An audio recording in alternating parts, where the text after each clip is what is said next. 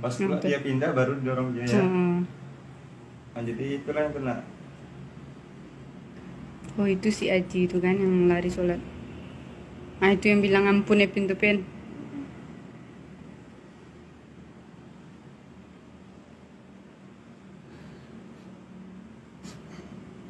Ada yang kabur ya. Masjid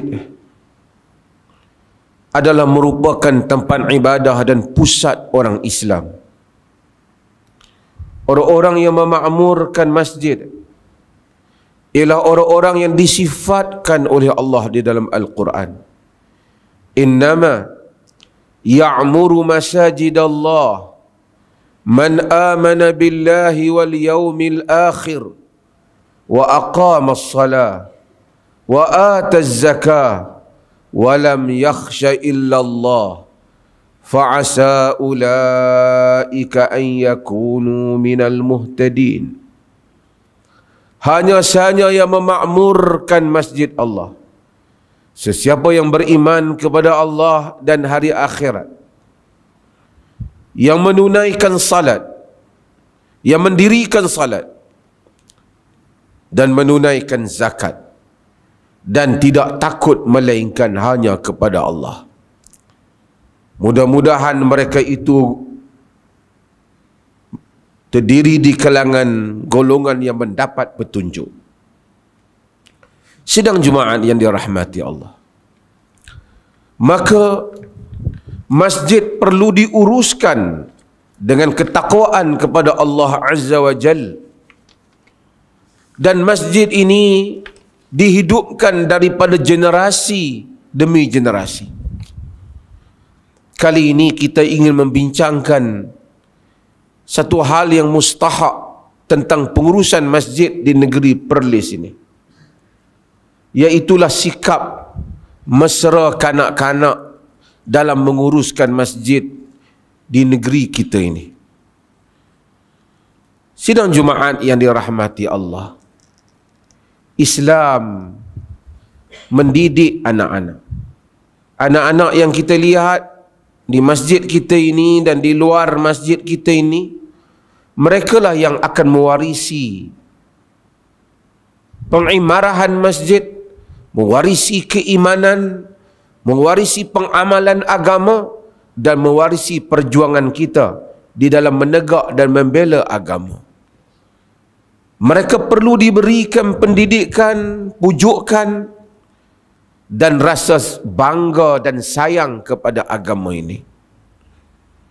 Nabi SAW di dalam contoh teladan yang ditunjuk oleh baginda bagi menunjukkan sikap yang begitu mesra dengan kanak-kanak ini. Di dalam hadis yang diriwayatkan oleh Al-Imam Al-Bukhari, Abu Qatadah Al-Ansari menyatakan, kana Rasulullah sallallahu alaihi wasallam yusalli wa huwa hamilu Umamah binti Zainab binti Rasulillah sallallahu alaihi wasallam li Abil As ibn Rabi', fakana idza sajada wada'aha wa idza qama hamalaha. Adalah Nabi sallallahu alaihi wasallam bila ketika salat, pernah ketika salat sambil mendukung Umamah binti Zainab, yakni cucu baginda, binti Rasulullah. Nabi dokong cucu dia. Umamah ini adalah cucu Nabi daripada anak Zainab, daripada suaminya Al-As, Abil As ibn Rabi'. Wa idza sajada wada'aha, apabila Nabi nak sujud, Nabi letak cucu dia. Wa idza qama hamalaha, dan apabila baginda berdiri, dia dukung cucu dia di dalam salat, seperti hadis yang diriwayatkan oleh Imam Al-Bukhari. Kita mungkin kalau cucu mari sikit, kacau kita, bergerak pegang cucu pun kita rasa dah batal solat kita. Tapi contoh teladan Nabi baginda dukung cucu baginda ketika salat. Dalam hadis yang lain yang diriwayatkan oleh Abu Ya'la, diriwayatkan oleh Ibnu Abi Syaibah, ketika baginda sallallahu alaihi wasallam sedang sujud lama, baginda tak bangun. Cucu dia Hasan dan Husain panjat dari belakang. Apabila baginda bangun, baginda jawab, "Ibni irtahalani fakarihtu an uajjilahu hatta yaqdiya hajatahu." Cucu aku tonggang aku, kata Nabi. Aku tak suka cepat sangat, biar bagi dia selesai dulu tonggang. Biar bagi dia selesai lalu dia naik atas belakang Nabi ketika Nabi SAW salat. Menunjukkan cucu baginda ketika itu masih lagi begitu kanak-kanak yang kurang memahami apa yang sedang orang buat. Ini semua menunjukkan sikap yang ditunjuk oleh Nabi SAW, kemesraan baginda dengan budak-budak. Bahkan Nabi di masjid, bila baginda SAW salat, kadang-kala ada orang bawa anak. Anak dia menangis. Nabi jadi imam. Nabi dengar suara budak menangis. Nabi cepatkan salat baginda. Nabi kesian kat mak dia. Di dalam hadis yang diriwayatkan oleh Al-Imam Al-Bukhari, Nabi SAW kata, "Inni la aqumu ila as-salah fa uridu an utawwila fa asma'u buka as-sabi."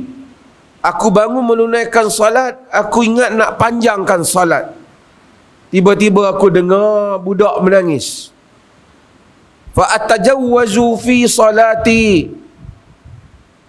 Maka aku cepatkan salat aku. Karahiyata an asyqa ala ummihi, kerana aku tak nak nanti menjadi beban kepada ibunya. Satgi ibu dia takut anak dia menangis, kenapa pula? Nabi cepatkan sikit salat. Nabi taklah kata, lain kali jangan nak bawa anak main masjid, kacau orang nak semayang. Ini adalah contoh teladan yang ditunjuk oleh Nabi SAW. Kita pula dalam masyarakat kita kadang-kadang macam-macam. Kadang-kadang budak-budak yang memang pandai solat, cuma oleh kerana barangkali budak ni kecil lagi, dia mari awal, duduk di saf yang awal, mari orang tua-tua ni, kononnya dia tunjuk dia punya lama dalam masjid ni, budak-budak dia tolak pergi belakang. Padahal budak tu datang dulu pada dia, dia yang datang lewat. Ini macam satu gangsterism di dalam masjid. Sudahlah datang lewat, tunjuk kita punya orang tua, halau budak-budak pergi belakang. Budak-budak tu datang awal, nak solat awal. Dia yang datang lewat patut duduk di belakang. Dan lebih duka cita lagi, ada masjid pergi buat sah budak-budak satu kat belakang. Jangan campur dengan orang tua-tua. Al-Imam Ibn Hajar Al-Haytami disebut dalam kitab dia Fatawa Fatawa Al-Fiqh Al-Kubra. Dia nyatakan bahawasanya as-sibyan mata sabaqul balighin ila as-saffil awal lam yajuz lahum ikhrajuhum. Budak-budak jika mendahului orang-orang yang baligh, yakni budak-budak belum baligh, jika mendahului orang yang baligh pada saf yang awal, tidak boleh untuk dikeluarkan mereka. Ini Ibn Hajar Al-Haytami dalam mazhab Al-Imam Syafi'i sebut tak boleh, kerana adab dan akhlak yang patut kita tunjukkan di dalam masjid. Masjid tempat orang beradab. Bagaimana mungkin orang yang mari kemudian dia pula pergi rampas tempat orang yang mari awal? Nabi SAW Di dalam hadis yang diriwayatkan oleh Al-Imam Al-Bukhari, baginda menyatakan, la yuqimu rajulu rajula min majlisihi summa yajlisu fihi. Jangan satu orang membangunkan orang lain daripada tempat duduk dia, kemudian dia duduk tempat tu. Dia bangun-bangun, ini tempat aku. Tak boleh. Kawan tu datang dahulu, melainkan tempat itu memang tempat berbayar dia punya, ataupun tempat itu memang miliknya. Masjid milik awam. Maka sebab itu kita nak masjid yang mesra kanak-kanak. Walaupun berlaku di tempat lain, jangan kita buat.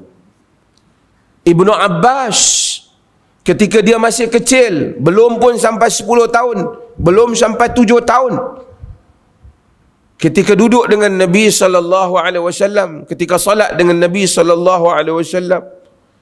dia tengok Nabi salat malam. Dia datang, dia berdiri di sebelah kiri Nabi SAW masa sembahyang malam di rumah Maimunah. Kemudian Nabi SAW kata Ibn fa'akhadha bi ra'si wa aqamani an yaminihi. Nabi pegang kepala Ibn Abbas, Nabi letak belah kanan dia. Yang ni kalau seorang duduk belah kanan Nabi. Nabi tak kata budak-budak, kau jauh-jauh pada aku. Bahkan Nabi tunjuk ketika Nabi salat, Anas ada di belakang, satu orang anak yatim kecil ada di belakang. Kata Anas, faqama Rasulullah sallallahu alaihi wasallam wa safaftu ana wal yatim wara'ahu wal ajuzu min wara'ina.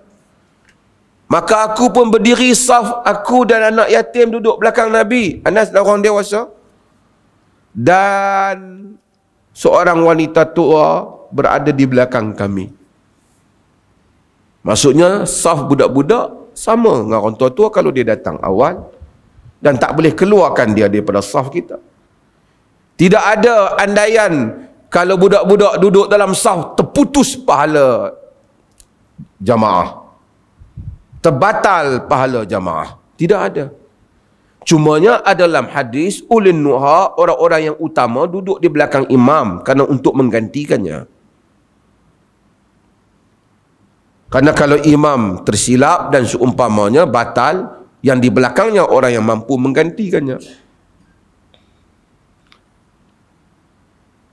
Dan andaian sebahagian orang, kononnya budak-budak yang belum berkhatan nanti tak bersih budak ni kerana ada najis di bawah kulitnya. Walaupun ada pandangan yang seperti itu, pandangan itu tidak kuat untuk dipegang. Di bawah kulit orang tua-tua pun macam-macam ada. Mengapa kita andaikan apa yang kita tak nampak, yang berada di bawah kulit, dan kita andaikan berbagai-bagai. Hadirin Jumaat yang dirahmati Allah, pengurusan masjid di dalam negeri Perlis ini mesti mengambil kira bagaimana menjadikan kanak-kanak sayang kepada masjid. Hari ini kita dengar ramai anak-anak remaja, kanak-kanak terpengaruh dengan media sosial ini, berbagai-bagai pesta hiburan yang menarik hati mereka. Bukan sahaja di tempat kita mereka tertarik, budaya-budaya luar daripada barat timur menarik mereka. Jika ada artis yang datang, majlis hiburan yang datang, berpusu-pusu anak-anak orang Islam. Mereka pula diberikan layanan kegembiraan. Datang ke masjid, jangan sampai orang tua-tua pula melayan budak-budak macam third class. Kelas ketiga datang ke masjid, mereka tak boleh gembira, asyik menjadi perhatian, dimarahi, disuruh duduk di belakang. Bila dia duduk di belakang, sama-sama dia tak dapat belajar solat yang betul. Kita suruh dia duduk sama-sama dia, maka dia akan bergurau senda sama-sama dia, kemudian kita marah kepada dia. Nak semayang ke nak main-main, kita kata. Tadi dia duduk tepi kita, dia akan disiplin, kita halau dia ke belakang. Nabi SAW ajar anak-anak suruh kita ajar anak-anak solat. Bapa solat di masjid, macam mana nak ajar anak dia? Dia kena bawa pergi masjid.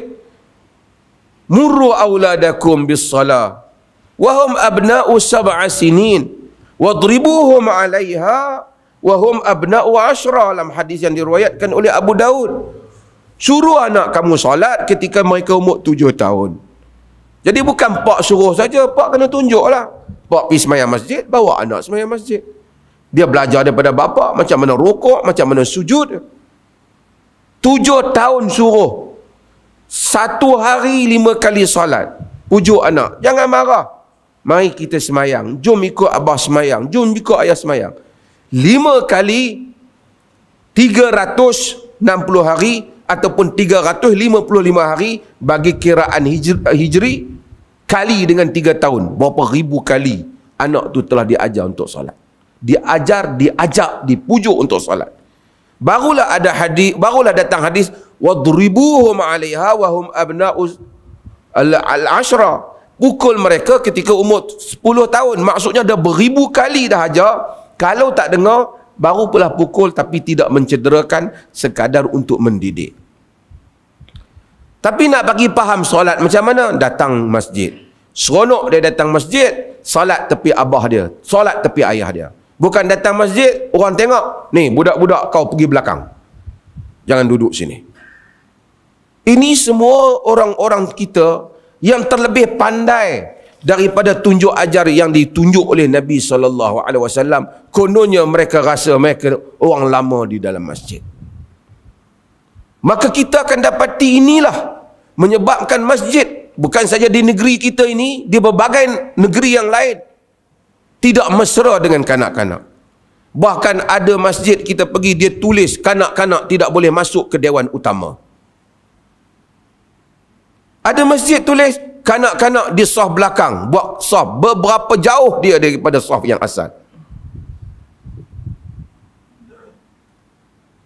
Ada yang kadang-kadang datang dengan bongkak dan sombongnya, tengok budak-budak tolak macam tu saja, sedangkan budak tu dah ada dalam saf.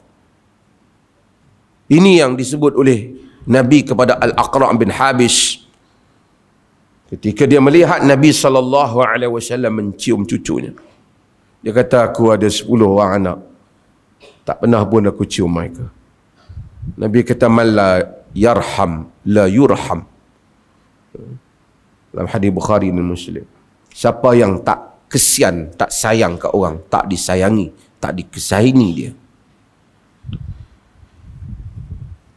Hadirin Jumaat sekalian, beberapa inisiatif telah diambil di masjid-masjid di negeri Perlis ini. Termasuk kanak-kanak yang datang ke masjid, sebahagian masjid dah buat, kita berikan dia wang sekolah.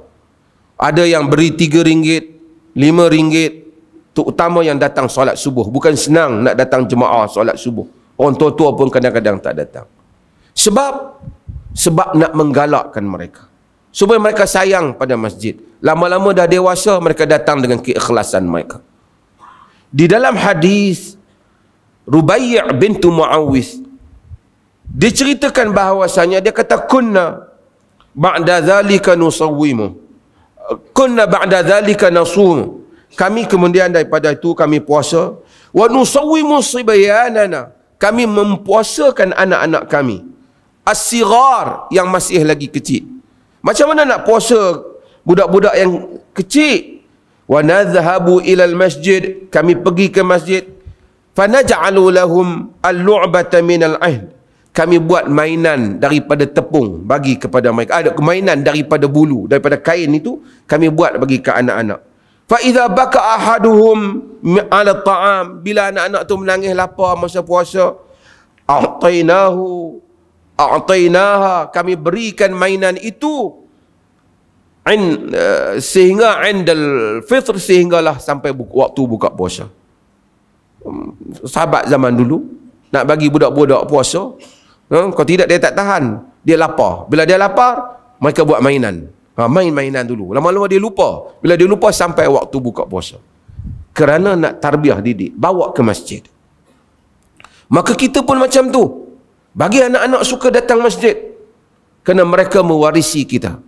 Kita susah hati, kita komen. Budak-budak hari ni banyak pergi ke tempat-tempat yang merepet dan mengarut. Tapi bila datang ke masjid, kita tidak mengalu-alukan mereka. Menjadi tanggungjawab kita, kempen kita di negeri Perlis ini dan juga hari ini, khutbah hari ini dan selainnya. Berkempen supaya masjid seluruh negeri Perlis menunjukkan sikap mesra kepada kanak-kanak.